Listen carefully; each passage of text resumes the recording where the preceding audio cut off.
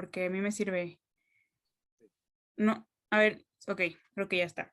Bueno, bienvenidos a los que siguen conectando. Yo creo que ahorita ya vamos a ir dando inicio, empezando a transmitir en Facebook mientras nos presentamos y en lo que más personas entran, pero ahorita les vamos a poner en el chat en donde se va a estar transmitiendo, en la página de The Voice of the Silence.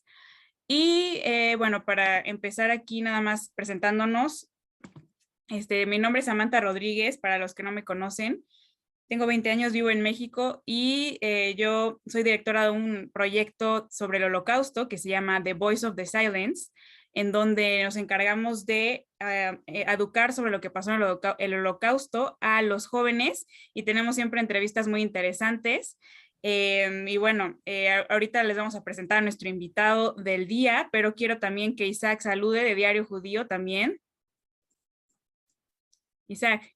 Pues un gusto estar aquí con ustedes, como siempre, con Diario Judío. También por ahí, por las redes sociales de Diario Judío, de YouTube de Diario Judío, se estará transmitiendo y lo podrán ver en otras ocasiones, pero sin la ventaja de una sorpresa que les tenemos al final, solo para los que estén por acá.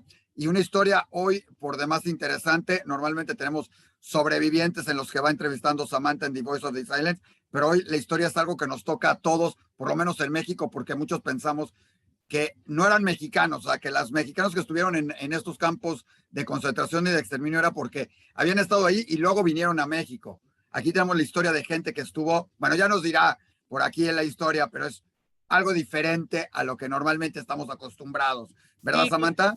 claro, y con eso ya quiero presentar, bueno, les quiero presentar a Julio Godínez.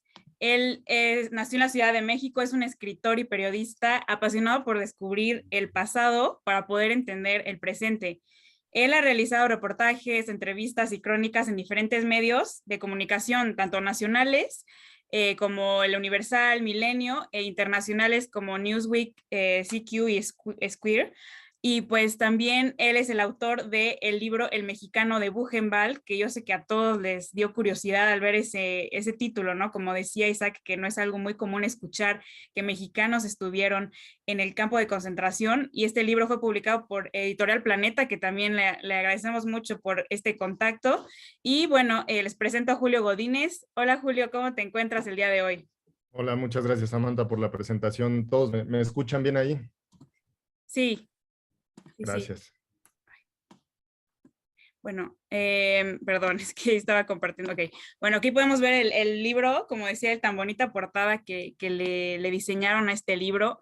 Y bueno, nada más, otra vez bienvenidos a todos los que se están conectando. Ya vamos ahora sí a comenzar con las preguntas. Aquí ya se presentó el autor Julio Godínez, que nos va a estar hablando de este libro tan maravilloso, El Mexicano de Buchenwald, que yo en lo personal lo leí y me pareció excelente. Entonces, ustedes también pueden en el chat, cuando tengan alguna pregunta y él vaya platicándonos, pueden hacer ahí su pregunta y al final tendremos un tiempo para responderlas, ¿ok? Entonces, bueno, primero, ya presentándote, ya sabemos un poquito de que, bueno, eres obviamente periodista, autor de este libro, pero queremos saber mucho más de este libro.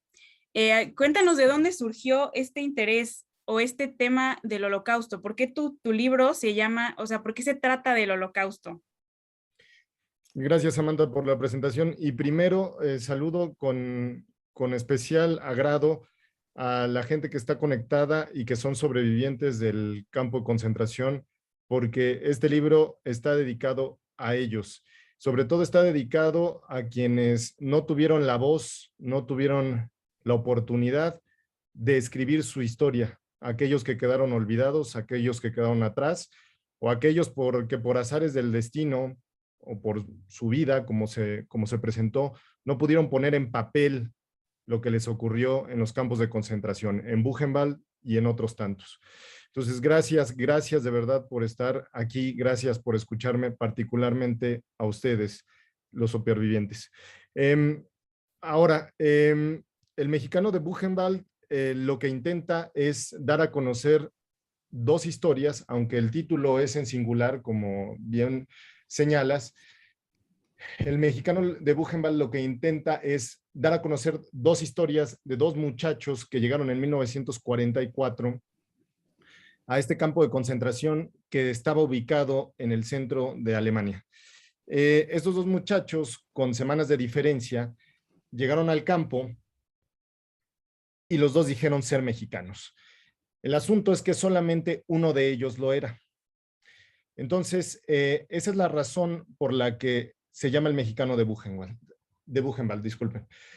La intención es que el lector, cuando al transcurso de sus páginas, descubra quién de los dos es el que mintió.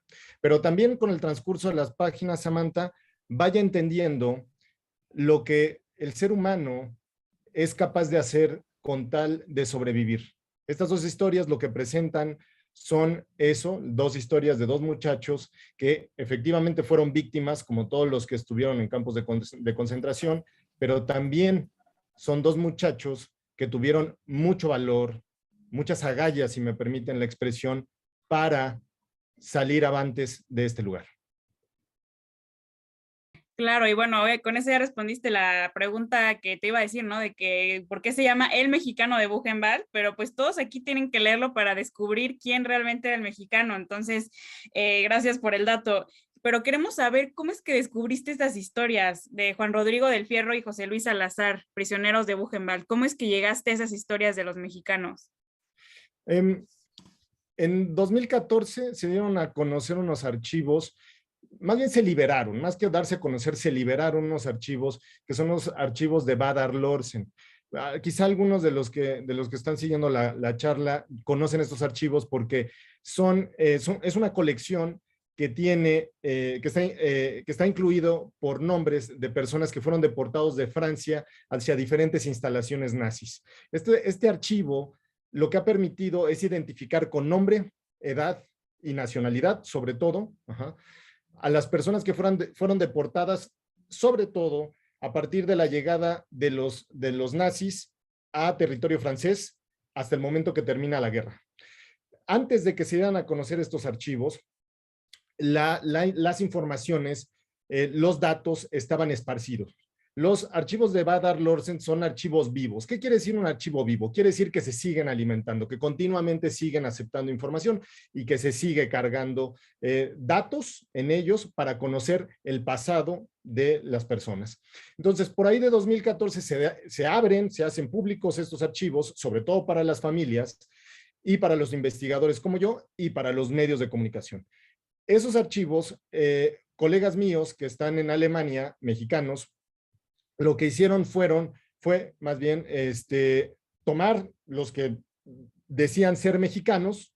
Recordemos que estos archivos, ahora con la digitalización de los archivos, se volvieron archivos que se pueden indagar, se llaman indexación de datos. La indexación de datos quiere decir que si alguien tenía 40 años, uno puede poner, dame los resultados de todos los que tienen 40 años y aparecen los resultados así.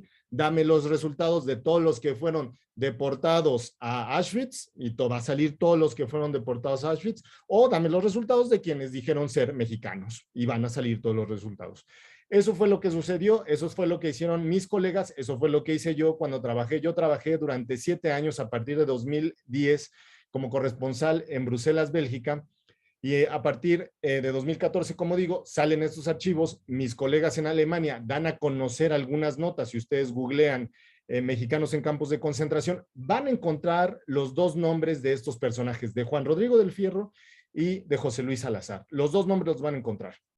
Los dos nombres están ahí. Es decir, este trabajo, esta novela, sale de un trabajo periodístico, trabajos periodísticos, donde yo encuentro los nombres. Pero ¿qué hago, Samantha? Lo que hago con estos nombres es investigarlos a fondo. ¿Y por qué? ¿Por qué los investigo a fondo?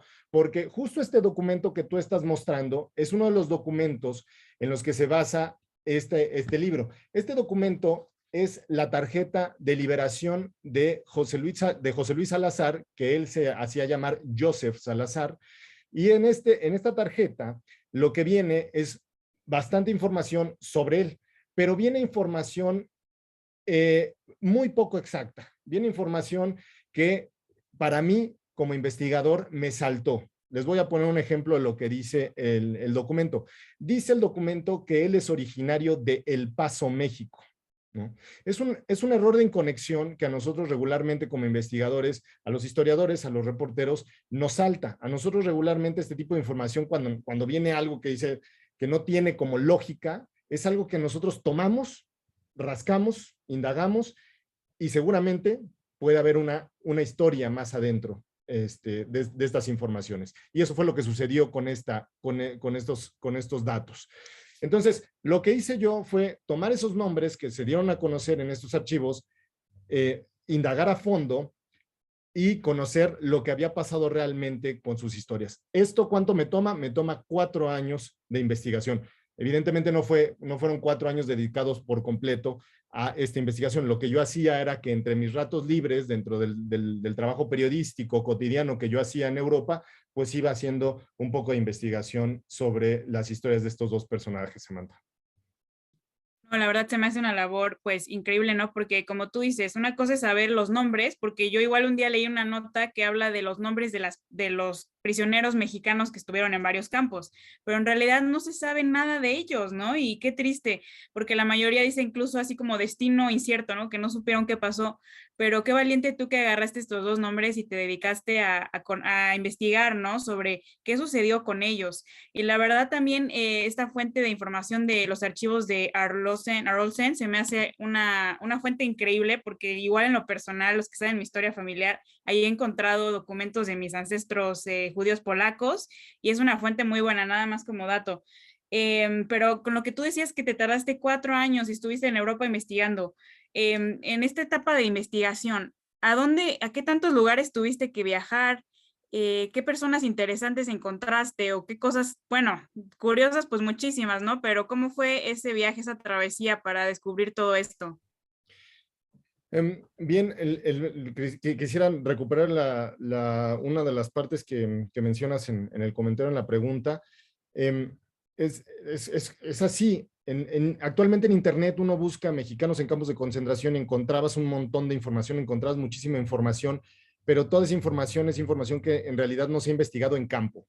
Es decir, no hay investigadores que hayan ido al lugar hasta ahora, ¿no? Y que se hayan dedicado a hacer una búsqueda exhaustiva de mexicanos como tal, lo que consideramos mexicanos, porque ojo, hay que plantear lo que legalmente es un mexicano, ¿no?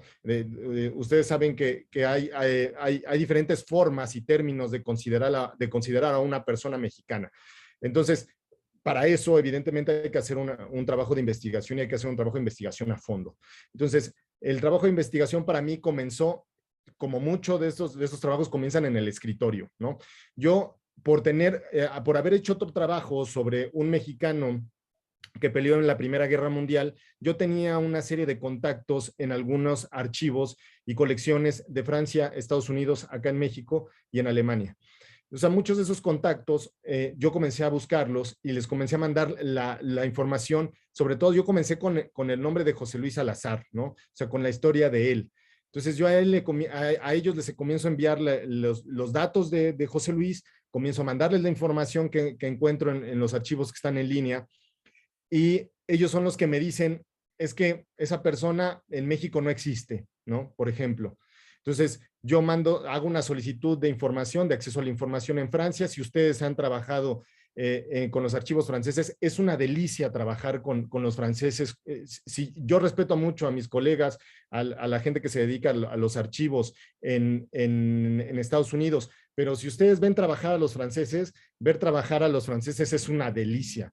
Es muy rico trabajar con los franceses porque los franceses son archivos extremadamente ordenados, Samantha. Son archivos que uno hace una búsqueda histórica y la gente, sobre todo los archivos nacionales, la extienden por todas las colecciones que tiene el país, ¿no? Que son muchísimas y por supuesto son longevas, son archivos y colecciones que son antiquísimas y uno recibe respuestas de prácticamente todas las instituciones del país. Y eso fue lo que me sucedió a mí. Cuando yo llego cuando yo hago la solicitud a Francia, Francia me responde, después de 3 meses, Francia me responde con una colección de 6 folios, son 6 folios de diferentes archivos donde aparecía el nombre de Joseph Salazar, pero no solamente de Joseph Salazar y 4 alias, José Luis Salazar Martín, Joseph Salazar, José Luis Salazar Martí sin N, ¿no?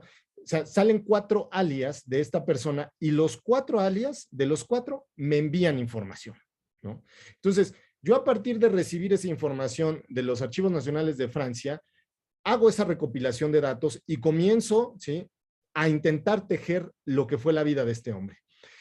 La vida de este hombre es sumamente interesante porque su vida, digamos, guerrillera comienza durante la Guerra Civil Española. Este muchacho sale de su casa aproximadamente cuando tiene entre 16 y 17 años y se integra a las filas de los republicanos españoles. Termina la Guerra Civil Española en el 39, como ustedes saben. Él no puede salir por Francia, sale por el mar, directo a Orán, se va con los republicanos que huyen de España en dirección a África y luego regresa a Francia para integrarse a los cuerpos de la resistencia civil española. Posteriormente trabaja con los alemanes en una fábrica de armas. Él quiere viajar a México, no lo consigue, y lo que sucede, o lo que consigue, es que lo detengan, lo envíen a una instalación que está cerca de París, que es el campo de Compiègne. Si me ayudas a poner la lámina 2, Samantha, porfis, ahí van a ver que en la lámina 2 se ve, hay un cristal. Este es uno de los cristales con los nombres de los miles de víctimas que pasaron por el campo de Compiègne, y en medio se ve el nombre de Joseph Salazar, ¿no? O sea, cuando yo lo encuentro, es fácil ubicarlo porque es en orden alfabético, había que buscar sobre su apellido, y ahí lo encuentro a Joseph.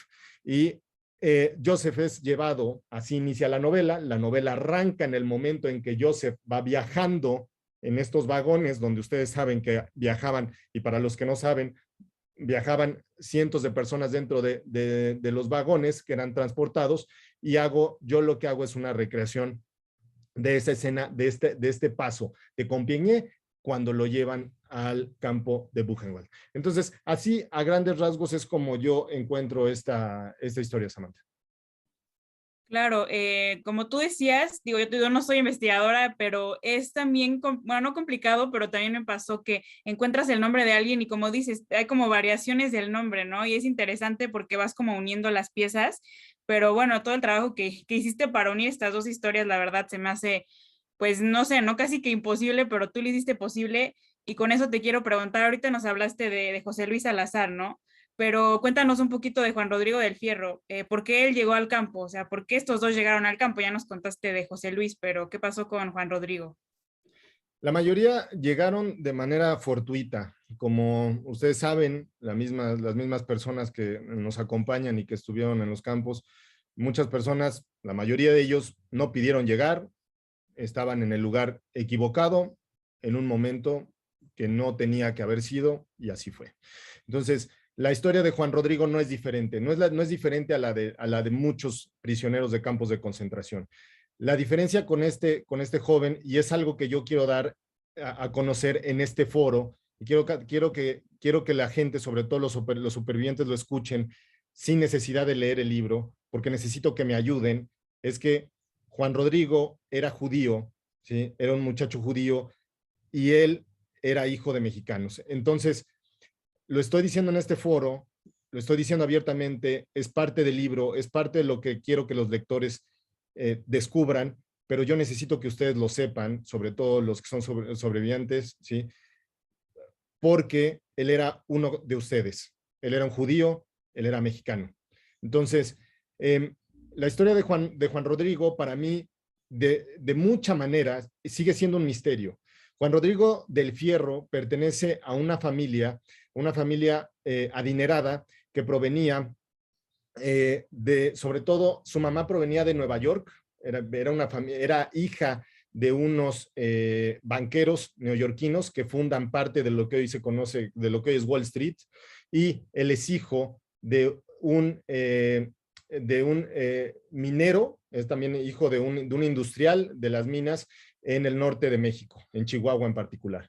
Entonces, yo descubro la historia de José Luis, y parte de lo inquietante para mí que fue la historia de José Luis no fue tanto en Europa.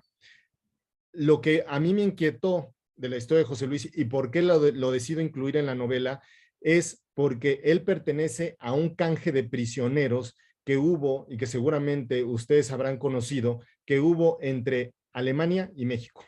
Es una historia poco conocida, poco trabajada entre los historiadores, pero entre 1944 y 1945 se organizó este canje de prisioneros a través y gracias a la intervención de Estados Unidos.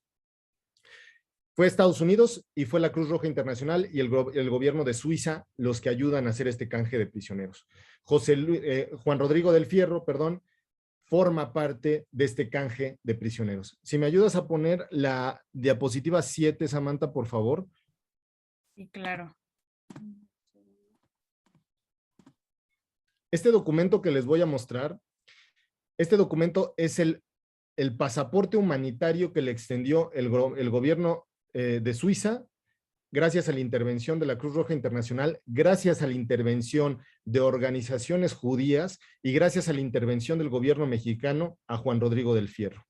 Este documento forma parte de la colección del archivo de la Secretaría de Relaciones Exteriores aquí en México, aquí en la Ciudad de México, que está en Tlatelolco. Es un documento que, a mi gusto, es un documento único, es un documento que habla por sí mismo y que es un documento que prueba la existencia de un muchacho como él dentro de un grupo de personas que fueron traídas de Alemania a México. Si me puedes devolver a la pantalla, por favor, Samantha. Hay un punto importantísimo que quiero que escuchen. Yo revisé la lista completa, he revisado la lista completa de las personas que fueron canjeadas por el gobierno alemán, por ciudadanos alemanes viviendo en México, por ciudadanos mexicanos viviendo en Alemania, ese canje. Revisé la lista completa y de la lista completa les puedo asegurar que la única persona que fue internada en campos de concentración que intervino en este canje es el señor Juan Rodrigo del Fierro. Es la única persona. Y a esta persona, en el viaje que hicieron en 1944 para venir a América, porque primero llegan a Nueva York, este grupo, en ese viaje que hacen, a esta persona la tiran de loco.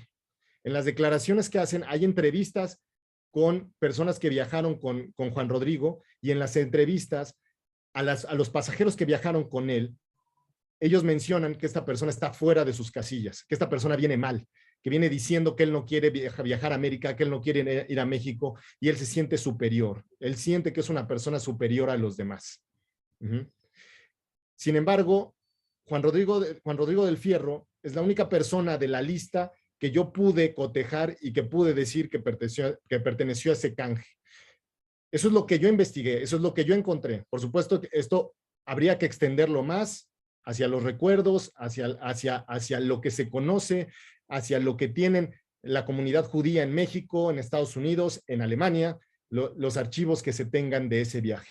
Pero lo que sí se puede decir es que este muchacho perteneció a este canje después de haber sido prisionero en el campo de concentración. Era un muchacho de dinero. Yo encuentro en los archivos, que él y su familia tuvieron una casa cuando sus padres se casan en París. Ellos viven en Campos Elíseos, en Champs-Élysées, y después, cuando ellos ya crecen y cuando él es detenido, él da una dirección de una residencia lujosísima a 2 cuadras del Arco del Triunfo, que es una zona carísima de París y lo ha sido por muchos siglos. Entonces, es un personaje de verdad por demás intrigante, es un personaje por demás misterioso, que al terminar yo la novela, les digo que uno de mis objetivos con este trabajo, con esta novela publicada, lo que a mí me interesa conocer es qué fue de él.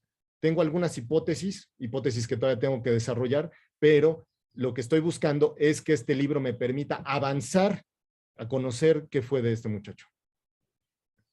Claro, y bueno, muchas gracias por compartir también el detalle aquí, ¿no? De que, bueno, él finalmente resulta ser judío. Ya luego en unas semanas tal vez tengamos una conferencia con la comunidad judía de México, que la verdad también estaría súper padre, ¿no? Que conocieran este libro, esta historia, como tú dices, ¿no? Que te ayuden a descubrir si por ahí todavía hay algún descendiente o qué pasó con Juan Rodrigo. Bueno, Isaac, te doy la palabra para que comentes algo y ahorita seguimos con las preguntas. Estás silenciado.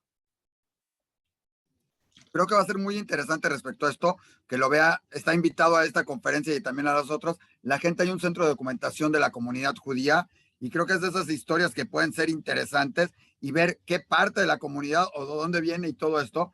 Ahora, porque los apellidos no son netamente judíos, de ninguno de los dos. Curiosamente, el primero del que hablas, el nombre se pone nombre Joseph, que es más con tendencia a venir del judaísmo, ¿no? Sí. ¿De dónde se sabe que estos son? Porque normalmente si fueran judíos o si hubieran sido, no habrían salido con vida de estos campos, ¿sí? Entonces, en este caso, ¿cómo sabes si salieron vivos? ¿Cómo es? ¿Cómo se dan? Digo, uno por el nombre y otro porque se identifica él mismo como judío, ¿no? A ver, el primero hay una ficha de liberación. O sea, ese es el documento oficial de liberación, que es de Joseph Salazar, ¿no? Que es esta que mostraba Samantha en pantalla. Exacto. Lo cual es curioso también, la puro del documento es curioso porque pues no se liberaba fácilmente a cualquiera de ahí, ¿no? No, claro que no. El asunto con José Luis Salazar, él logra salir del campo hasta que es liberado, Isaac. O sea, él no sale del campo. Juan Rodrigo del Fierro sí. Juan Rodrigo del Fierro sí sale del campo. En su tarjeta de internamiento, no se las envié, pero en la tarjeta de internamiento de Juan Rodrigo aparece un logo que es interesante, sobre todo para los supervivientes que nos están acompañando ahorita. Sería interesante que lo vieran y que ellos mismos lo cotejaran, porque viene un logo que quiere decir que era transferido, o sea, que esta persona era transferida a otra instalación. Ajá. Esta persona fue transferida a Igel, ajá, y fue transferido a esa instalación unos meses después de haber llegado a Buchenwald. Entonces, a Buchenwald, o sea, sí estuvo en el campo, se comprueba su salida de ahí y también compruebo yo con documentos su llegada al campo donde ya esperaba el pasaporte humanitario que le extendió la Cruz Roja Internacional junto con el gobierno suizo. Oye, ¿y tienes idea por qué lo transfirieron? Digo, no era algo muy común que algún judío o alguien de origen o alguien que se dijera o se sintiera fueran transferidos y al otro se le liberara, ¿no? Digo, aún siendo mexicanos o siendo lo que fueran, era lo que menos les importaba en ese sentido. Tú que Claro. conoces, sin meternos mucho en el libro, porque ahorita hablaremos del libro, estamos hablando sus historias, pero el libro aborda diferentes otras tramas. ¿Qué fue lo que hizo que estos dos personajes pudieran salir o fueran transferidos y no fueran asesinados como fueron la mayor parte de los que llegaban a cualquiera de estos campos rápidamente, ¿no? Sin que nos spoilees del libro, ¿no? Exactamente. Sí, exacto. A ver, José Luis Salazar era católico. Juan Rodrigo del Fierro, como judío, oculta siempre, desde que él es detenido, y esto sí viene en el libro, que por eso les digo que hay un descubrimiento. O sea, en el libro hay un descubrimiento en el que él le cuenta a un prisionero con el que está trabajando en el zoológico, porque Buchenwald tenía un zoológico, le confiesa que él es judío, pero él siempre ocupa, por eso es el libro del mexicano de Buchenwald, por eso es la importancia de México en esta historia, por eso la importancia, a ver, es la historia de estos muchachos y la importancia de México como un pretexto, ¿sí? O un motivo para sobrevivir, ojo. Entonces, aquí lo importante es que durante lo que yo encontré y lo que también es parte de la ficción para darle como contexto a toda su historia, es que él, en su ficha de internamiento, cuando él llega al campo, él dice Juan Rodrigo del Fierro, punto. Él no menciona el apellido de su madre en ningún momento, en ningún momento. Entonces, todo el tiempo lo que hace es tomar a México como una barrera, como un escudo, como una protección, defenderse, ¿sí? con la idea de ser mexicano. Y es hasta el momento donde él está desesperado por salir del campo, cuando, ¿sí? Él le tiene que confesar a uno de los internos que él es judío, ¿sí? Entonces, esa condición, su condición de su religión o de su pasado o de sus antecedentes, forma parte de eso, ¿sí? Pero de eso que está ocultando, como muchos lo hicieron. Justo ¿con qué sentido? Con el sentido de sobrevivir. Entonces, es así como se logra. Y él aprovecha, Isaac, este canje de prisioneros, al ser de padre mexicano, al ser mexicano por derecho, él aprovecha esto para salir de este campo de concentración. Sí, ahorita que hablas de, o sea, de la vida de estos dos personajes en Buchenwald, quisiera preguntarte qué los hacía diferentes al ser mexicanos ahí. O sea, ¿los trataban diferentes o qué es lo que los diferenciaba como mexicanos adentro del campo de concentración, adentrándonos más en la historia? Parece que lo que hacían era pasar desapercibidos, que era mucho. Digo, aquí la gente que nos acompaña otra vez nos dirán si es cierto o no. Es lo que yo encuentro. Ajá. Esta gente pasaba desapercibida y pasar desapercibido en un campo de concentración podía ser de mucha utilidad. No sé si estoy en lo correcto, si alguien me quiere responder de los que están ahí como sobrevivientes, ¿sí?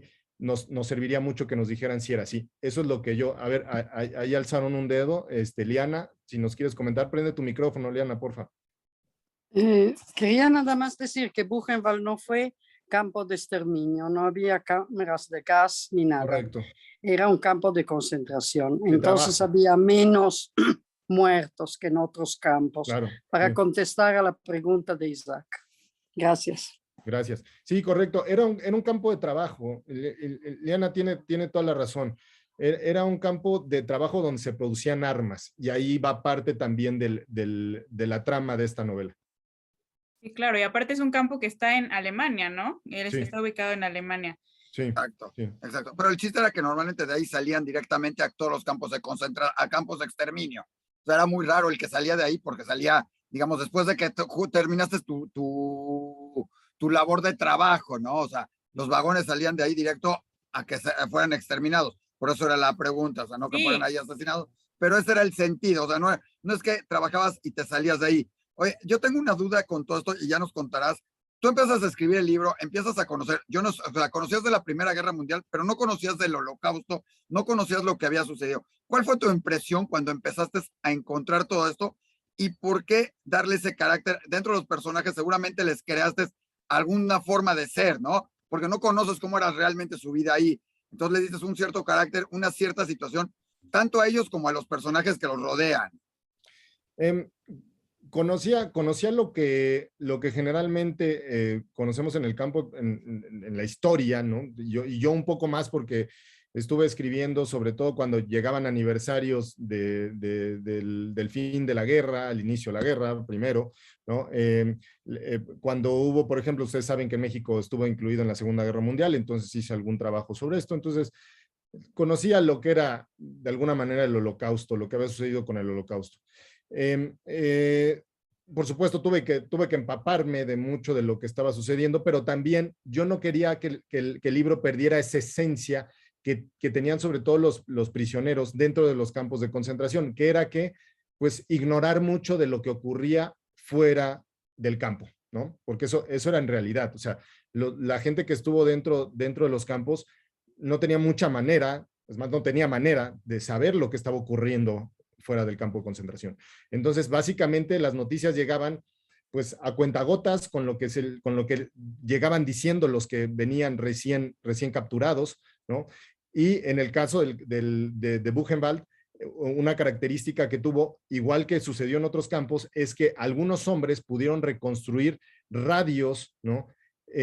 Radios dentro del campo para escuchar lo que ocurría fuera del campo de concentración. Entonces yo en algún capítulo narro este episodio de prisioneros rodeando una radio, ¿no? Alumbrados por la luz de una bombilla de bulbos y escuchando lo que está ocurriendo con la guerra, ¿no? Entonces, esa sensación que al momento de leer a Weissel o de leer a otros, a Jorge Semprún, ¿no? O a otros autores que estuvieron ahí y que ellos mismos escribieron libros, esa sensación que a mí me dieron esas escenas. Entonces, más o menos por ahí va Isaac. La otra pregunta que me hacías sobre los personajes. De José Luis Salazar tuve la oportunidad de encontrarme con su hijo.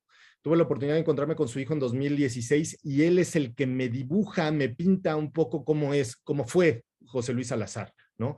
Este muchacho aguerrido, este muchacho con mucha fuerza, este muchacho de campo, pero siempre dispuesto a a echar para adelante, a tener este espíritu de supervivencia. Y por el otro lado están las entrevistas que se le hacen a Juan Rodrigo del Fierro cuando él pide la nacionalidad mexicana, cuando él busca los papeles en la Secretaría de Relaciones Exteriores aquí en México, porque él viene aquí a México después de la guerra, y él responde ciertas preguntas que le hacen la Secretaría, que está incluido en estos archivos que les mostraba yo del pasaporte, y ahí él muestra un poco del personaje que es él en realidad, del tipo de personalidad que tiene Juan Rodrigo del Fierro. Y esto, evidentemente, pues a mí me dibuja un muchacho engreído, un muchacho de familia acaudalada, con poder, que estaba esperando, él se sentía un botín de guerra, o sea, Juan Rodrigo lo que se sentía dentro del campo de concentración es que él tenía un valor, él era más que los otros presos porque él está en espera de ser rescatado, ese es el espíritu que él tiene dentro del campo. Sin embargo, cuando él está dentro del campo, los prisioneros que están relacionándose con él, lo que hacen es empujarlo, convencerlo de que participe con ellos para lograr la liberación del campo. Entonces, en la trama de la novela verán ustedes que a pesar de las características que pudo tener Juan Rodrigo del Fierro por ser hijo de familia acaudalada, lo que hace Juan Rodrigo, o lo que yo le hago como escritor en realidad, pues es ayudar de alguna manera con sus conocimientos a los prisioneros que están dentro de este grupo de resistencia al interior del campo de Buchenwald. Y la verdad es muy interesante también eso, ¿no? Porque pues hablas de esa historia de resistencia que sí existió en Buchenwald, ¿no? Tal vez no puedes como tal explicar cómo fue y todo, ¿no? Pero pues sí se da una idea muy buena de cómo fue la resistencia. Lo que quería hablar, bueno, preguntarte más bien que hablaras de esto en Buchenwald, ellos como mexicanos, es curioso, ¿no? Porque voy a poner la imagen que la tienes en la presentación. Ay, no, perdón, creo que puse otra cosa. Que ellos tenían algo que los identificaba, ¿no? En su uniforme como mexicanos. Y creo que eso es muy interesante porque pues no es tan normal ver a un mexicano. ¿Quieres poner la diapositiva anterior, Samantha, porfis? Claro. Ahí está, exacto. Aquí, si gustan ver, esta es la tarjeta de internamiento de José Luis Salazar, Joseph Salazar, como él se dijo al llegar. Y esta es una tarjeta única en su tipo, porque aparte la de Juan Rodrigo del Fierro está desaparecida, no existe más. Esta tarjeta de internamiento es un documento que por primera vez yo y Grupo Planeta le estamos dando a conocer.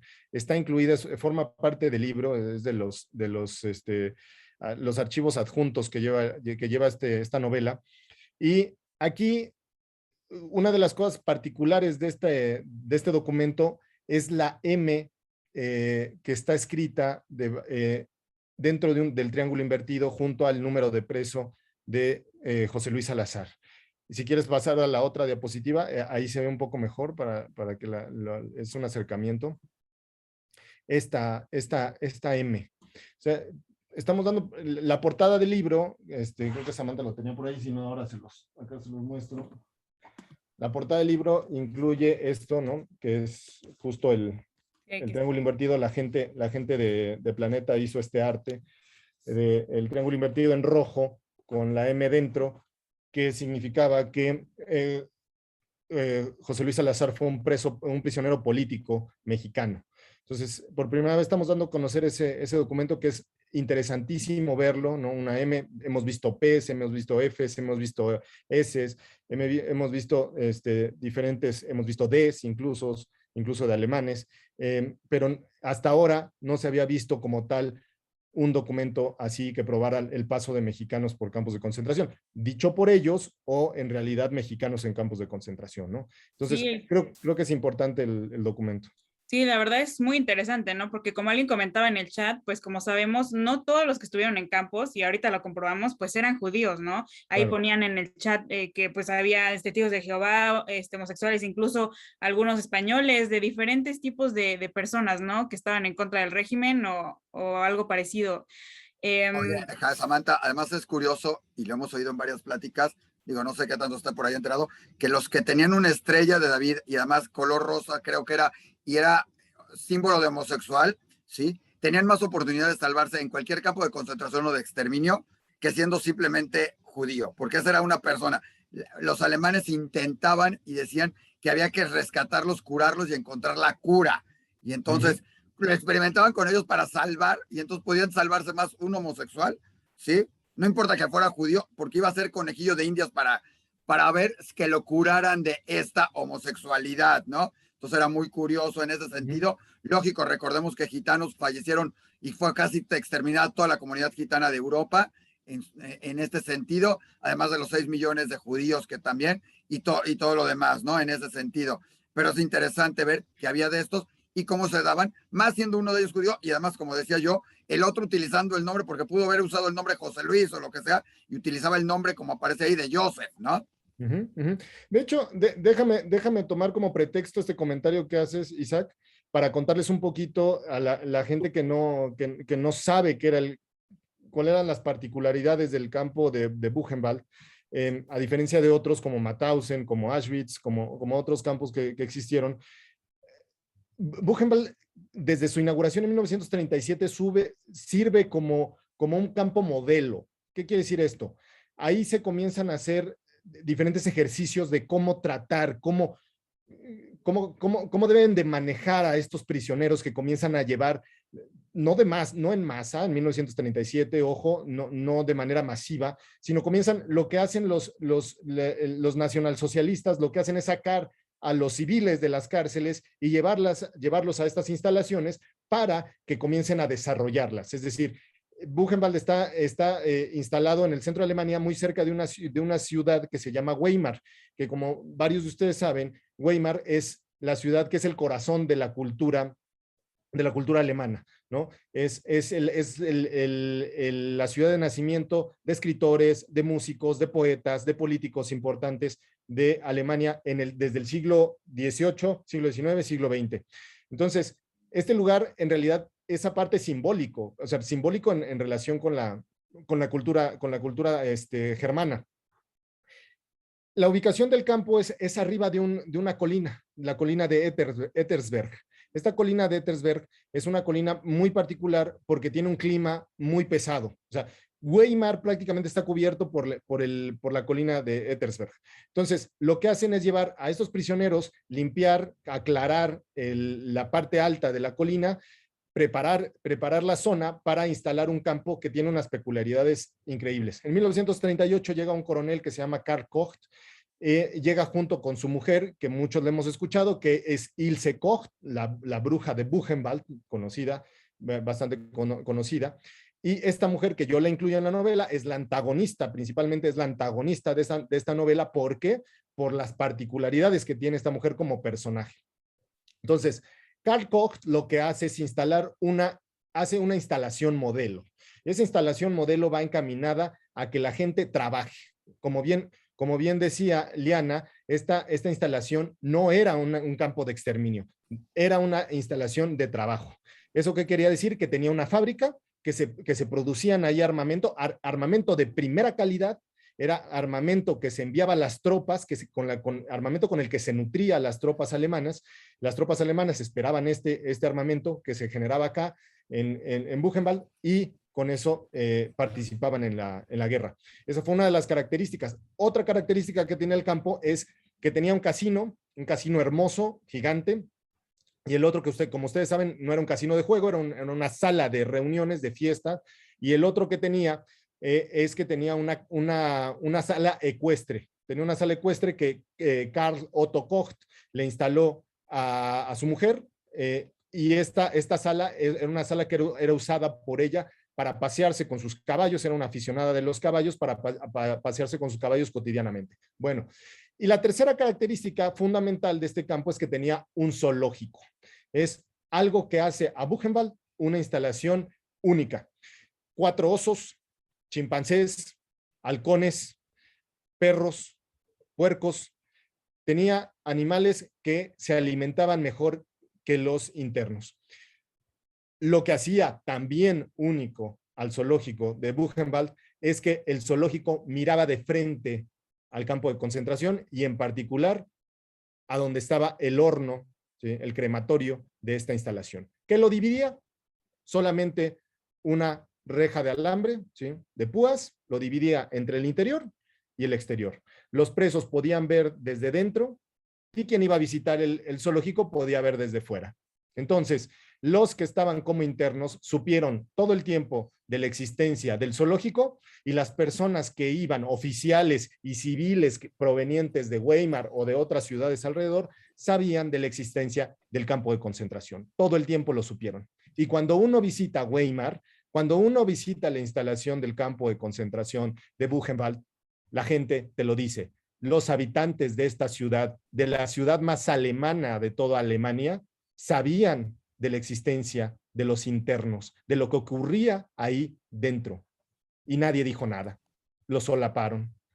Entonces, este campo de concentración es particularmente interesante de narrar, Isaac, porque sabrás que es, imagina cuando te encuentras con todos estos escenarios, ¿no? Como escritor, es, con todo el respeto que me merece, es una mina para cualquier creador, para cualquier autor, poder poner a los personajes en cualquiera de estas instalaciones que realmente existieron.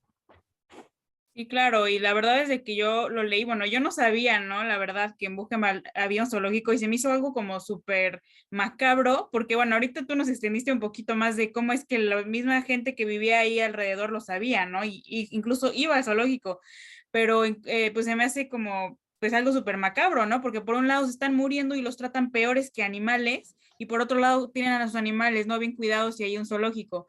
Entonces es algo como súper perturbador y hasta cínico, ¿no? De que ves a un animal que está comiendo mejor que tú y es horrible, ¿no? Y bueno, hablando de esto que estás diciendo, ¿no? Que para ti como escritor, obviamente Buchenwald fue algo como muy interesante por todas estas particularidades que gracias por comentarlas. Bueno, que nos cuentes también, Isaac, por ahí me estaba diciendo que preguntáramos que por qué es una novela histórica, ¿no? O sea, ¿por qué tú decidiste eso y por qué tiene esas características? Bueno, cuando yo encuentro esta historia, yo lo que quería hacer era una crónica de un reportero buscando estas dos historias, las dos historias de esos personajes. Cuando yo llego acá a México a contarle a algunos editores, amigos míos, yo les cuento la historia. Un amigo mío, José Luis Martínez, de Milenio, del periódico Milenio, él me dice, esto es una novela. O sea, esto es para novelar, ¿no? Por supuesto que yo constantemente he tenido que, yo he respetado, o más bien he intentado respetar estas dos historias, porque ojo, yo no pertenezco a una generación o no pertenezco a los escritores que vivieron en primera persona, en carne propia, los horrores de este episodio de la humanidad. Yo no pertenezco a ellos.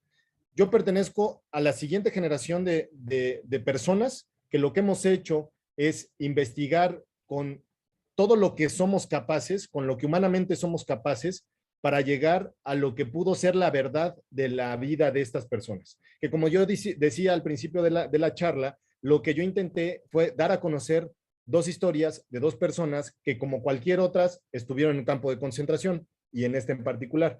Es anecdótico y es el pretexto, el hecho de que ellos dijeron, o se dijeron, mexicanos, para presentar esta novela. Es decir, esa anécdota nos lleva a contar esta historia. Entonces, es este juego que yo también creo que es muy válido del momento de decir, hay una historia real o dos historias reales, ¿qué herramienta utilizo para contarlas o para darlas a conocer? ¿Sí? ¿Qué herramienta? La crónica, la entrevista. Si yo los tuviera vivos, de verdad, por eso es que son tan valiosas estas personas que están con nosotros hoy acompañándonos, porque ellos todavía les podemos preguntar, hay respuestas, hay un diálogo. Lo que ustedes han estado haciendo todos estos meses de trabajo me parece un trabajo maravilloso, porque a mí me hubiera encantado entrevistar a José Luis Salazar y a Juan Rodrigo del Fierro y preguntarles de manera directa, y yo sé que es difícil que me hubieran respondido muchas de mis preguntas, pero me hubiera encantado hablar con ellos. Sin embargo, yo me tengo que apegar a lo que fueron los documentos, charlas con familiares, con sus hijos, para lograr llegar a lo que posiblemente pudo haber sido su vida. Entonces, creo que aquí, Samantha, para contestar tu pregunta, es la novela como una herramienta, la novela como una forma para dar a conocer estas historias que valen la pena que los mexicanos y el mundo conozcan. Sí, no, la verdad, como dices, es como una super herramienta el ponerlo en, bueno, en libro y en novela, y como yo lo pensaba, ¿no? Esta novela acerca al mexicano, bueno, no solo al mexicano, yo siento que a todo el mundo, pero hablando de que la mayoría de aquí somos mexicanos, lo acerca al tema del holocausto, ¿no? Se hace interesar por ese tema y descubre estas historias que pues nadie se había atrevido a indagar en ellas. Entonces, la verdad también que la forma en la que tú fuiste redactando y uniendo todo en el libro, es increíble, ¿no? Como va, obviamente, como son historias paralelas, es a veces complicado contar eso, pero tú lo logras de una manera súper limpia, ¿no? Primero, obviamente, un capítulo se dedica a uno, ¿no? A uno de ellos, y luego al otro, y así, entonces tú tienes que estar como muy pendiente para cachar de las historias de los dos y finalmente, pues en algún punto se entrelazan, ¿no? Y lo cual es increíble.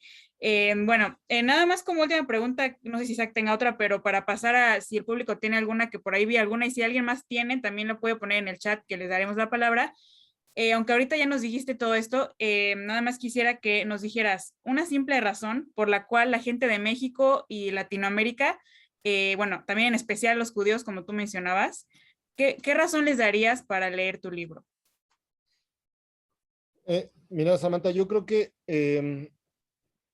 tenemos que entender que aunque la historia es la historia de la humanidad, hay elementos que nos hacen apropiarnos de la historia, ¿no? O sea, cuando tú ves cómo les enseñan a los chicos europeos la historia de este episodio de la Segunda Guerra Mundial, de los conflictos que llaman guerras mundiales, ¿no? Y cómo van a fondo, me parece que en Latinoamérica, en México, nos hace falta profundizar sobre esto, ¿no? Nos hace falta profundizar y entender que un conflicto como lo que ocurrió con la Segunda Guerra Mundial, con el Holocausto, es un conflicto que debemos entender que es nuestro. Y es nuestro porque está presente. Y al estar presente no quiero decir que continúe en particular el Holocausto de la Segunda Guerra Mundial. Quiero decir que continúan las tragedias humanas repitiéndose en el mundo. Y para nosotros tenemos una tragedia en México, ¿sí? Que se llama guerra contra el narcotráfico. Y esa guerra continúa destruyendo la vida de las personas y en particular de los jóvenes, como lo hizo la Segunda Guerra Mundial, como lo hizo la Primera Guerra Mundial. A estos muchachos les robaron su vida, les arrebataron su juventud. Cuando nosotros pensamos en tú, ahora que eres muy joven, yo cuando fui joven y que tú seguramente te estás enamorando y estás yendo a fiestas y estás descubriendo el mundo y estás haciendo lecturas y estás estudiando y estás conociendo gente. Mientras tú estás haciendo eso, estos muchachos en 1944, en 1940, tenían que estar cargando un fusil o estar asistiendo, sobrevivir un día tras otro, un día tras otro. Y hoy, 2021, un muchacho en Michoacán, un muchacho en Guanajuato, un muchacho en Chihuahua, en Tamaulipas, está haciendo exactamente lo mismo, buscando sobrevivir hoy y buscará sobrevivir mañana. Y eso es lo que debemos de evitar ya. Eso es lo que está tratando de decir esta novela. Lo que ocurrió allá nos toca a nosotros y toca al presente. No, y la verdad que qué poderoso mensaje, ¿no? Porque yo sé que tu intención en ninguna forma es como comparar la magnitud del holocausto con México, pero yo entiendo completamente el cómo debemos de entender, ¿no? Por ejemplo, por eso también yo enseño sobre el holocausto en este proyecto, porque se me hace un referente muy importante para aprender a no discriminar, ¿no? Y en contra de la no violencia, ¿no? O sea, más bien a favor de la no violencia, ¿no? Que no existan ese tipo de manifestaciones de odio que en México parece ser, aunque no lo es, ¿no? Pero sonaría como una guerra silenciosa porque tal vez no nos están haciendo lo mismo que a ellos, no nos están metiendo a campos, no nos están, no sé, ¿no? Gaseando en cámaras de gas, no nos están quemando, aunque claro que sí hay personas que aquí en México lamentablemente sucede que pues los queman cuando los matan y todo es terrible, ¿no? La situación, pero yo creo que es muy buen argumento que nosotros debemos de acercarnos a esa historia también para poder evitar lo que estamos viviendo, no solamente verlo como algo de que pasó hace mucho y campos de concentración y así, sino que realmente eso pasa a diferentes escalas y niveles, ¿no? En la actualidad. Isaac, ¿querías decir algo? Hay que hacer una reflexión, o sea, hay que hacer una reflexión sobre todo sobre esto que llamamos violencia, la violencia al ser humano. O sea, ¿y en qué momento nosotros podemos ayudar o de qué momento los países que logran tener las sociedades a lo mejor con más intención de paz, de tranquilidad, de armonía, ¿qué hacen? O sea, ¿qué hace el ser humano para que en unas zonas la gente viva en paz y tranquilo y en otras zonas la gente tenga que seguir con conflictos y la gente tenga que seguir sufriendo para saber si mañana va a poder vivir o no? O sea, eso es lo que hay que reflexionar, creo yo, en la actualidad y seguir reflexionando constantemente. Sí, no, Voy a yo aprovechar Isaac, sí.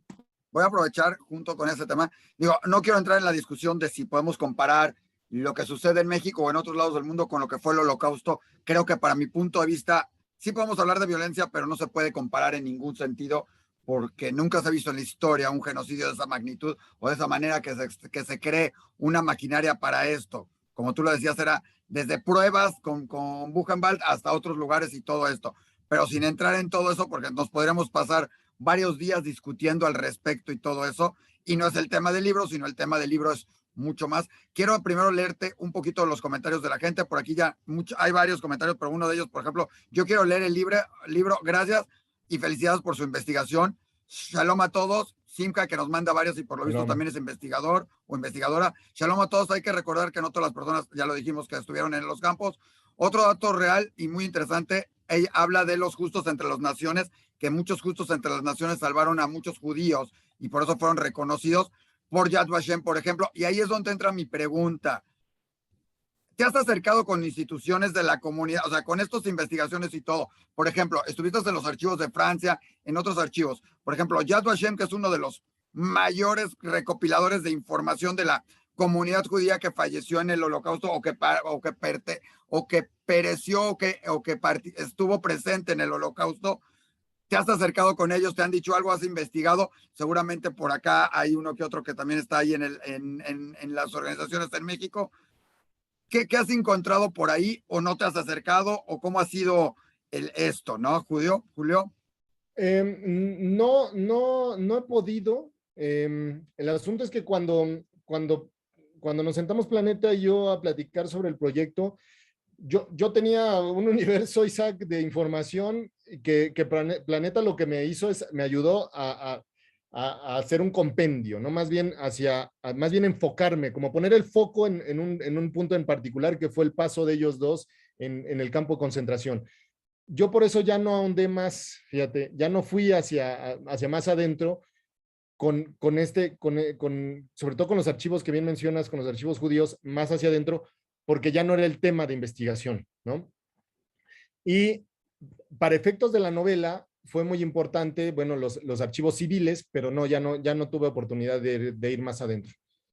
Sí, claro, ¿no? Pero como decías, que sería muy interesante, ¿no? Que surgiera sí, algo. Sí, eso es y, lo que estoy buscando, por supuesto. Tanto alguien que esté aquí, ¿no? Que sea judío, o incluso en la que queremos hacer ahora sí con toda la comunidad judía, que pueda surgir algo de esto, ¿no? Y bueno, ahorita queremos pasar nada más a unos minutitos de preguntas del público. Creo que por el chat solo vi como una, si alguien tiene más las puede poner ahí. Mientras piensan su pregunta, la pueden poner. Quisiéramos tomar una foto de la sesión, como siempre lo hacemos. Entonces, bueno, si pudieran prender su cámara, sé que no todos se pueden, pero quien pueda prender su cámara sería muy bueno para que pueda salir en la foto. Ok, ahí estoy viendo que están prendiendo sus cámaras. Ay, miren, si había gente. Es que yo soy nuevo en esto de las reuniones virtuales, muchachos. Yo, de verdad, esta es mi segunda reunión virtual. Les agradezco a todos. Ayer o sea, le estamos dando la patadita de inicio. Bueno, en lo que la gente va pensando, te preguntan si vas a escribir la continuación. No lo sé, depende qué encontremos, pero sí ya estoy trabajando en otro libro, pero me encantaría. Es para Planeta, para que Planeta te diga si lo paga. Ah, no, ¿verdad? Espérate, esa es la indirecta. Era indirecta al Planeta, lo escribió Julio directo, no es cierto. Fue Rosario Cardiel nos preguntó, que porque está muy interesante para que hagas la continuación. Sí, cuando descubran, ¿no? Más datos, pero claro, vamos a tomar la foto ahorita que ya nos hicieron favor de prender la cámara y si quieren no la apaguen porque es bonito, ¿no? Como Julio decía, él no sabía que había tanta gente aquí. Entonces, bueno, voy a tomar la foto. 1, 2, 3. Ya, muchas gracias.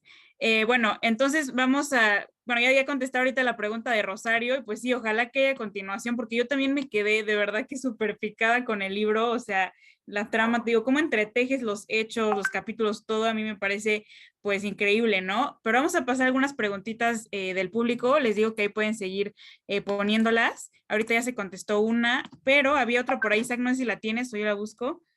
No, ¿cuál? No, pero no sé si Simja, a lo mejor le queremos abrir porque hizo varios comentarios y no sé si Simja quiera decir alguna A cosa ver, y si quieres que le abramos un poquito el micrófono, si lo hace breve, corto y todo, porque creo que estuvo participando durante todo el evento, todo esto, con varios comentarios y todo, y me parece que también por sus comentarios todo puede que sea investigadora o sepa alguna cosita, no sé qué nos quiera compartir, Simja.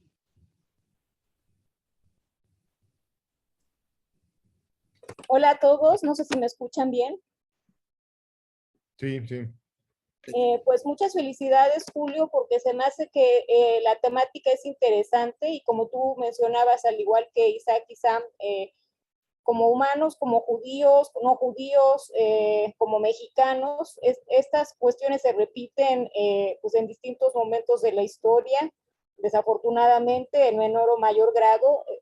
Ciertamente lo que comentó Isaac, o sea, la cuestión del holocausto no es porque uno sea judío o no, lo que hace que sea diferente es la magnitud y que es una situación que fue sistemáticamente planeada contra un grupo especialmente étnico y con una religión también específica. No todos los judíos que estuvieron involucrados en los campos, desafortunadamente, no todos eran religiosos ni tenían muchas cosas en común, simplemente era la cuestión racial pues, que fue algo que le molestó mucho a Hitler, y eso pues es otro tema en sí que sería también interesante hacer quizás otro libro de esto, novelado.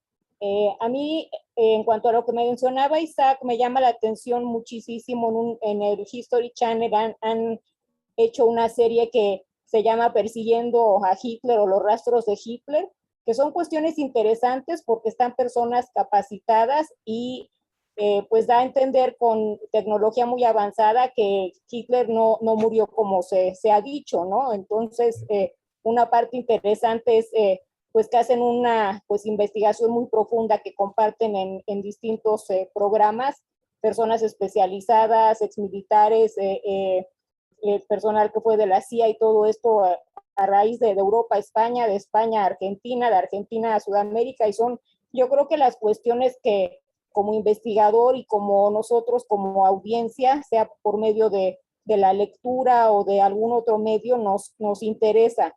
Lo que tú cuentas de tu libro, ciertamente yo creo que nos está invitando a todos a leerlo y a hacer nuestras propias investigaciones, teorías y pues de los hallazgos, pues ahora sí que compartir contigo para que pues, a lo mejor haya una secuencia y quizás sea pues motivo de alguna pues película, como hemos visto que siguen surgiendo historias, ¿no? Entonces yo sí agradezco pues la investigación, porque yo creo que si estás en los medios o tiene uno un interés en particular de comentar desde su trinchera, digamos, sea en el medio que uno esté, es algo que se aprecia porque no siempre la gente valora mucho la parte de mesa, la investigación, como tú dijiste. No solo es ver ahora en Internet que nos hace esta situación tan accesible, sino que a veces, lo estamos viendo ahora con las Olimpiadas y los atletas, no siempre uno tiene el patrocinio o los medios o el tiempo o la disponibilidad de ir al lugar de los hechos y cotejar en el lugar con las fuentes o con las personas. Yo lo hago, esto repito, por ejemplo, en el caso de lo que mencioné de esta serie de Hitler, que es lo que te nutre, ¿no? Pues te lleva a seguir investigando. Claro.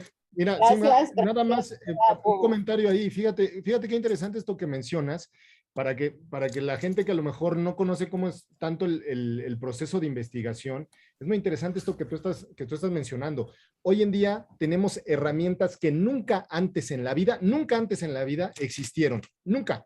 Es decir, nunca hubo, esto que estamos viendo de estar juntos todos nosotros en esta sala virtual, ¿sí? Compartiendo conocimiento, nunca existió, ¿sí? Y, apaga tu micrófono.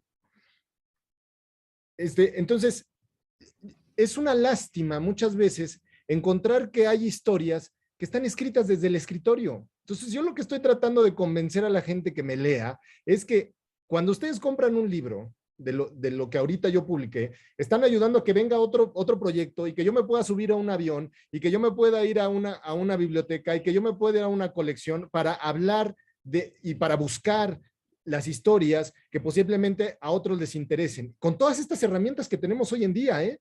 Y es una lástima que hoy periodistas, historiadores, profesores, analistas, todas las opiniones las vierten a partir de un escritorio. No es el caso. Este libro está muy caminado. Fue mucho tiempo de caminar, fue mucho tiempo de calle, mucho tiempo de viajes, de vuelos, y fue un libro que se dedicó el trabajo de esta forma. No, y se nota totalmente, ¿no? La calidad del libro, de la investigación, y con eso, ya para no hacer tan larga la reunión, y no se vayan porque tenemos una sorpresa, pero quisiera darle la palabra a Citlali, que desde hace rato tiene una pregunta, entonces adelante. Hola, ¿qué tal? Muy buenas tardes. Muchas gracias. Julio, cuando una persona realiza una investigación, por lo general lo hace porque tiene pasión, ¿sale? Lo que yo observo aquí a través de la cámara es que tienes mucha pasión, raciocinio, sentimientos. Mi pregunta es, ¿cuál fue tu motivo? ¿Qué fue lo que te llevó a investigar sobre estos dos personajes?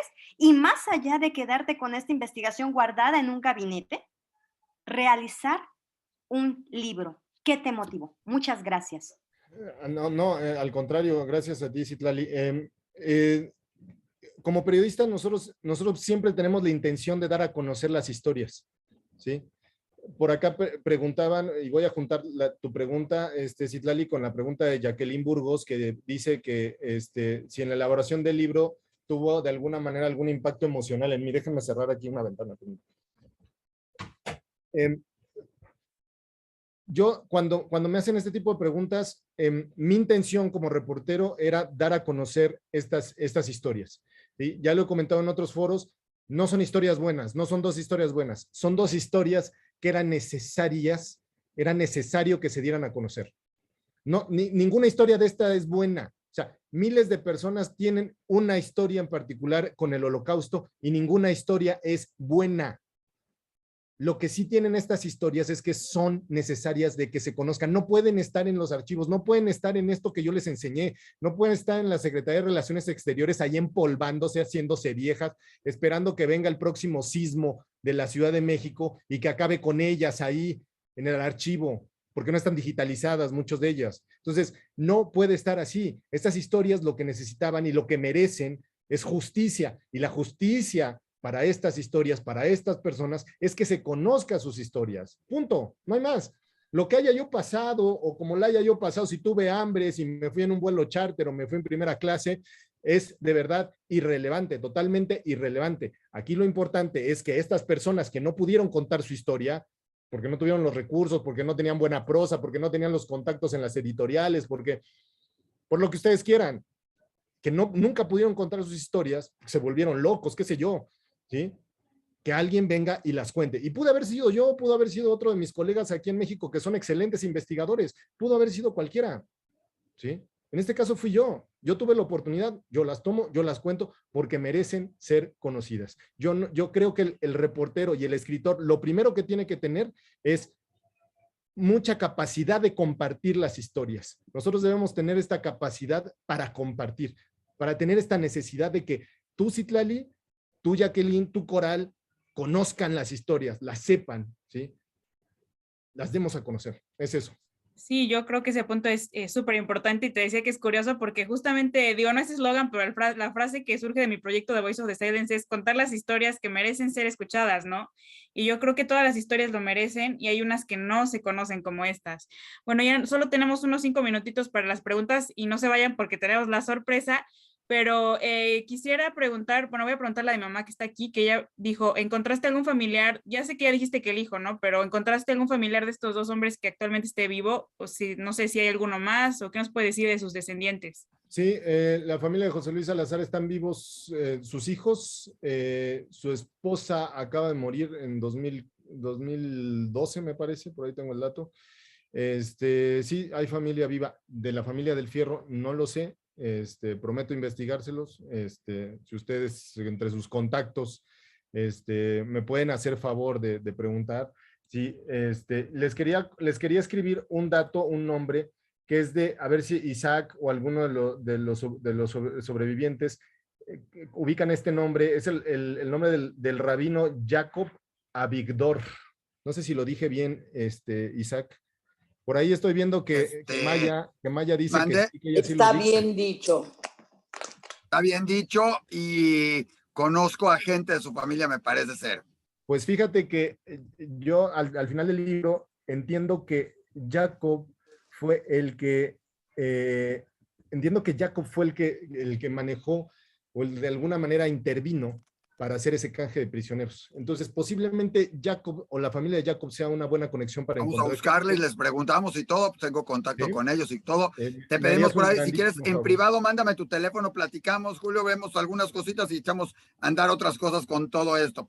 Sí, Yo no sí, tengo sí. que lo des aquí para en todo el sentido, porque queda grabado y todo el mundo te va a hablar a preguntarte, pero mándanos en privado acá en el chat y lo vamos Ahí están viendo. las redes sociales, ahí están mis redes sociales, ojalá me sigan y ahí yo les contesto preguntas, Sí. Yo estoy contestando a todo el mundo. Perfecto. ¿Alguien más si tiene alguna pregunta para poder darle Hay aquí velocidad? una, si quieres las leo. A Julio, ver. el proceso de investigación y elaboración de tu Sí. libro tuvo impacto en ti de forma emocional. A eso No ya sé si lo, quieran que las leamos. creo que esa ya la Sí, contestó. esa y Yo la de creo que César sería Abraham. bueno que, bueno, ya sé que tenemos poco tiempo, pero la verdad esa última pregunta que hizo Coral, sí me gustaría que ella la preguntara porque se me hace muy interesante. Que Entonces, la pregunte Coral, perfecto. adelante. Mira, sí está muy interesante. De hecho, es César. César, tienes tu micrófono. César Abraham, es que tenía un César nombre. Abraham. Sí, ya. Hola, Hola, es que estoy César. en el teléfono prestado de mi mamá, entonces, Ya. sí, yo estudié en Francia, bueno, el exilio de Jorge Semprún, yo estudié en Polonia también, y bueno, y llegué a saber sobre los españoles que habían estado en Buchenwald y en Mauthausen. Entonces, bueno, yo hice mi tesis sobre l'Écriture et la vie, que bueno, que es el testimonio de Jorge Semprún, y él habla, bueno, que efectivamente la literatura es el medio para representar esta experiencia de muerte. Entonces, pues yo me enfoqué en este libro. Acá lo tengo a la mano. Si a alguien le interesa una copia, pues encontré varias. Y también, bueno, yo me hice mi tesis también de Pacheco, Morirás lejos, que si lo conoces, también él habla de los campos de concentración. Sí, claro. Y el chiste es que, bueno, yo tenía esa duda porque Jorge Semprún, al ser español, los españoles estaban considerados aliados de los alemanes, de los nazis.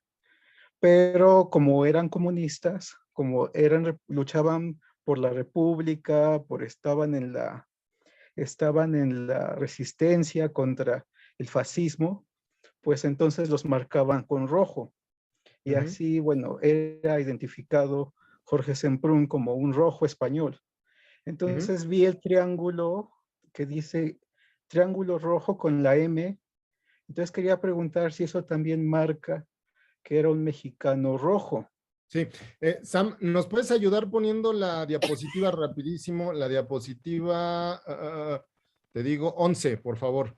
Va a ser interesante ahí para César. Esa diapositiva, fíjense, César, a ver si la alcanzas a ver, me dices. Ese es el uniforme que Florian Salazar me deja ver a mí en Francia cuando yo me reúno con él. Florian es el hijo de José Luis Salazar, ¿no? Entonces, este uniforme ya desgastado, el triángulo ya está desgastado, ya no se ve en realidad ahí.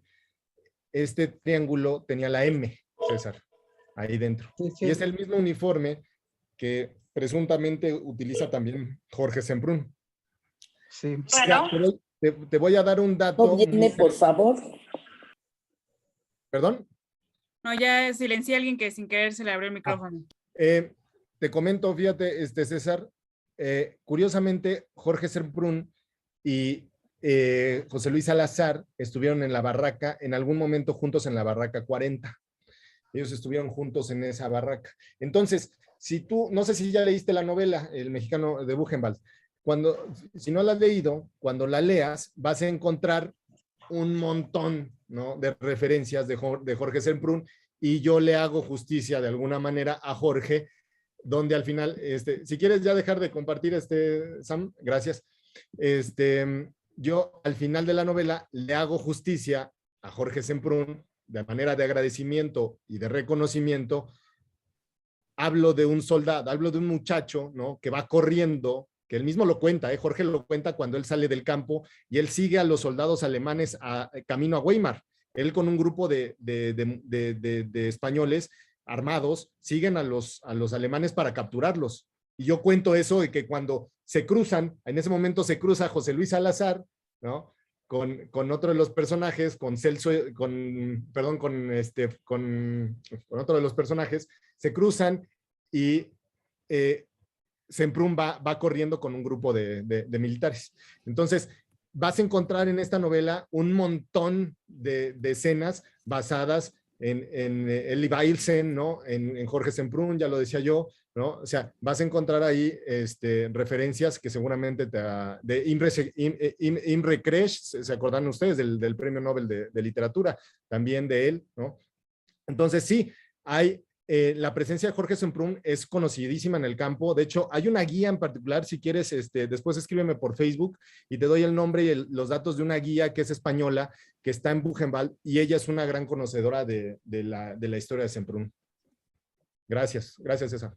No, gracias a ti, Julio, por contestar las preguntas. Ahí en el chat también les mandamos un link de un grupo que acabo de hacer para quien quiera recibir las invitaciones a estas entrevistas que tenemos con The Voice of the Silence, Diario Judío, from the Depths. En ese grupo nada más yo voy a mandar, no van a poder hablar todos y así que no se preocupen de que les llegue una buena información.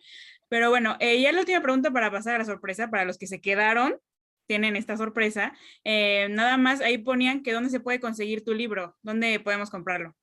En todos lados, si están en México y les gustan los libros físicos, está en todos lados, desde Sanborns, Gandhi, Porrúa, El Sótano, en todas las librerías. Si les gusta leer en digital, también está en todas las plataformas, está desde iBook, Google Play, están todas las plataformas ahí para quien lo quiera comprar. Está por todos lados. Los que están en Estados Unidos lo tienen que ordenar por Amazon, para que les llegue en físico, pero sí lo pueden comprar en electrónico desde Estados Unidos. Ok, muchas gracias. Bueno, ahora les tenemos una sorpresa. Vamos ahorita en vivo, a los que todavía siguen por acá, a rifar un ejemplar del libro del mexicano en Buchenwald. No lamentablemente, afortunadamente y lamentablemente solo es para los de México. Entonces, si sale alguien que no es de México, pues vamos a tener que hacer otra ronda. Pero ya anotamos los nombres de todos y les voy a compartir la pantalla para que vean cómo hacemos esta rifa. Y si ya no está aquí adentro, pues ni modo, ¿no? La persona que sale, pues por no quedarse no le toca la sorpresa, pero vamos a mandarles hasta su casa si viven en México y ganan esta rifa. Entonces, ahorita para que vean que todo se hace bien, ahorita estoy compartiendo mi pantalla. Aquí pusimos los nombres. Les digo, si alguien ya salió, pues ya ni modo, pero aquí están todos los nombres de ustedes escritos. Y va a ser una ruleta, como están viendo. Entonces, no sabía que eso se podía hacer. Ahí te enseño después. Entonces aquí vemos la ruleta, ven todos sus nombres y le vamos a poner girar. No, y no estoy yo. Ay, ¿para qué quieres tener? Entonces, bueno, pongan atención porque el primero que salga, si sigue aquí, se lleva este libro, ¿verdad, Isaac? Definitivamente. A ver, ahí va. 1, 2, 3. No. Silvia Kleinberg, ¿sigue aquí? Si no está, yo se lo hago. Aquí está, sí, aquí está. Ya aquí debe estar Chips. Yo se lo hago llegar a Silvia. Manifiéstese, Silvia. A ver, esperen, que no creo que no puede. Ya. No sé si, bueno, está por ahí, Silvia, ahí está. Ahí está, Silvia. Ya la vi. Pero active su micrófono. Sí, ahí está. Creo que no puede. Bueno, pues ahí tenemos. No puede por situaciones, está bien, déjala ahí. Tenemos aquí nuestra ganadora. Felicidades a Silvia Kleinberg, va a recibir su libro, pero también todos los demás estén pendientes a nuestras redes porque vamos a estar también rifando o haciendo alguna dinámica para que se puedan ganar otro libro, entonces también para que lo puedan leer, pero aún así inviertan en él y cómpranlo porque de verdad está increíble, a mí me encantó y pues se les recomendamos muchísimo. Y bueno, Isaac, para terminar, no sé si quieras también presentar lo que siempre hacemos de sorpresa. Nosotros, espérame, Julio, siempre tenemos al final de todas nuestras presentaciones una sorpresa para el expositor. Antes de eso, Silvia, además, su papá normalmente entra a varias de nuestras pláticas, entonces es un gusto que se lo haya ganado Silvia. No sé si su papá también entró, pero espero que le comparte el libro. Creo que le va a gustar también al señor Lázaro, una personalidad también. Julio, tenemos una sorpresa de parte de Samantha. Creo que te va a gustar. Por favor, Samantha, sorpréndenos como cada vez. Claro, bueno, de aquí voy a compartir la pantalla de unos pequeños versos de un poema que hice basado, bueno, en el libro y en todo esta linda entrevista que tuvimos con Julio. Entonces lo voy a leer, digo, son 2 versos pequeños, pero estrofas, perdón. Dice así, Isaac, ¿puedes silenciarte? Es que creo que está raro, o no sé quién es. Bueno, historia grande y desconocida. Mexicanos en medio de la guerra, mexicanos en los campos y agonía, pero a la vida se aferran. Perdón, hay un error. Historia de gran misterio, que todo el mundo sepa, que Julio es la voz del silencio, la voz que al pasado acecha. Muchísimas gracias, Julio, en serio, por esta entrevista que nos concediste. Muchas gracias, qué lindas palabras, muchas gracias. No, gracias a ti, en serio, como decían, por la pasión que le pones a todo esto, y vamos a estar ahí en contacto para seguir con la comunidad judía, y ya, muchísimas gracias en serio a todos por conectarse. Nada más para despedirnos les voy a compartir los siguientes eventos para que estén al pendiente porque también van a estar muy interesantes para ya poder despedirnos, pero bueno, miren, estos son los eventos que tenemos en agosto. Bueno, ahorita ya tuvimos la entrevista con Julio que estuvo increíble. El siguiente sábado a las 12 p.m. vamos a tener este foro que se llama Pregúntale a un sobreviviente, que vamos a tener a estos 4 invitados sobrevivientes del Holocausto, al señor Luis Opatovsky, Eva Perlman, la señora Liana que estaba por aquí y Johnny Jablon de Canadá. Es un foro bilingüe, así que pueden invitar también a alguien de otro país. El objetivo de este foro más que nada es que jóvenes y personas que no conocen del Holocausto pregunten, entonces démosle chance, pero si quieren asistir con todo gusto, estén pendientes de las redes sociales de aquí de The Voice of the Silence, también del Judío. Y el 22 de agosto tenemos esta plática que se llama Mendelssohn, los nazis y yo, una entrevista igual bilingüe porque va a ser en inglés con traducción simultánea con Sheila Hyman, descendiente del famoso compositor Félix Mendelssohn, que su música fue vetada en la época de la Segunda Guerra Mundial por descubrir que tenía origen judío. Entonces no se pierdan esa entrevista tampoco, que es en colaboración con la Fundación Instrumentos de la Esperanza de México, y los esperamos a todos, de verdad. Se pueden unir ahí al grupo que mandé, pueden estar pendientes de las redes sociales para que también se puedan ganar el otro libro. Y pues muchas gracias a nombre también de Diario Judío, de The Voice of the Silence, que aquí están nuestras redes, y de From the Depths Español, que hoy Jessica, que siempre nos acompaña representando a From the Depths, no puede estar por una emergencia, pero aquí les dejamos nuestras redes sociales. Y muchísimas gracias a todos, de verdad. Que tengan un muy bonito fin de semana. Y pues le decimos adiós a Julio y muchas gracias. Pueden activar si quieren por ahí ya el micrófono y decirle gracias. Gracias a ustedes, gracias Samantha, gracias Isaac. Gracias otra vez en especial a los sobrevivientes que me escucharon. De verdad, con toda humildad está escrito este libro. El mayor respeto para ustedes y espero que estas historias le hagan justicia a los que no tuvieron voz. Muchas gracias a todos. Gracias. Ay, ahora sí ya pueden, perdón. Muchas gracias, pueden activar el micrófono. También gracias al Grupo Planeta por poder hacer esto posible. Gracias, Julio. Gracias, muchas gracias, Julio. Gracias, Samantha. Gracias. Y si en algún momento si en algún momento hay presentación en físico, si la pandemia nos lo permite, me encantaría encontrarme con ustedes, firmarles su libro, platicar y que me digan qué les parece. Gracias. Nada más que depende de la pandemia, como dijeron, estamos en rojo con tintes naranjas y que todos queremos que estamos en verde, perdón, en naranja con tintes rojos y que todos queremos que estamos en verde. Entonces, cuando sea posible todo esto, haremos también algo presencial, Julio. Eso queda muy claro porque creo que la gente está muy interesada en las historias de estos mexicanos en Buchenwald.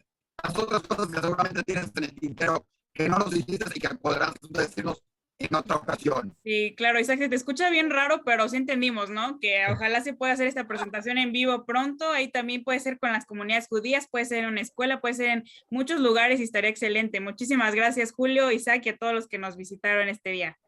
Bye. Gracias. Saludos. Saludos.